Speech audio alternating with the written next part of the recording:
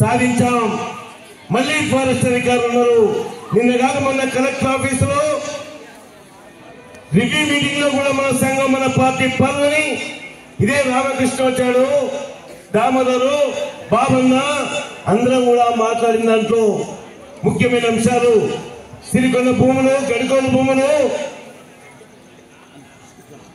అంటే నేను ఎందుకు చెప్తున్నానంటే క్రీడాకారులారా మీ పట్టుదల గెలుపు కోసం ఏ విధంగా అయితే ఉందో మీ తల్లిదండ్రుల యొక్క శ్రమని, మీ తల్లిదండ్రుల యొక్క కష్టాన్ని దోచుకుంటున్న వారిని ఓడించడానికి, వారిని మట్టి పెట్టడానికి, వారి సమాధి కట్టడానికి మీరు పోటీ పడాలి, మీరు ఆలోచించాలి అని చెప్పేసి ఈ సందర్భంగా విజ్ఞప్తి చేస్తా ఉన్నా.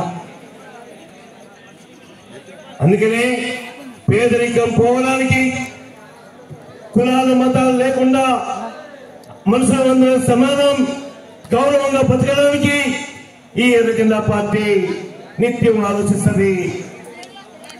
అందుకని అన్నలు సంక్రాంతి పండుగ సందర్భంగా సిరికొండ మండల కమిటీ, గడికోలు గ్రామ కమిటీ ఊళ్ళల్లో, పట్టణాలలో హాస్టల్లో ఉన్న పిల్లలు వస్తారు, వాళ్ళని ఆలోచింపజేద్దాం, వాళ్ళని సంతోషిద్దాం చూసి అని చెప్పేసి కరెక్ట్ సంక్రాంతి పండుగను చూసుకొని ఈ క్రీడల్ని ఏర్పాటు చేశారు.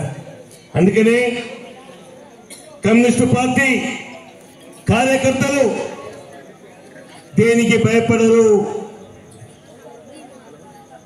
మా బాధను ఇక్కడే కూర్చున్నాడు, అనేక రకాల కష్టాలు పడ్డాడు, కానీ జెండాను వదిలిపెట్టలేదు, ఇంటికి తాళం వేసినా వదిలిపెట్టలేదు, కులం బంద్ చేసినా వదిలిపెట్టలేదు.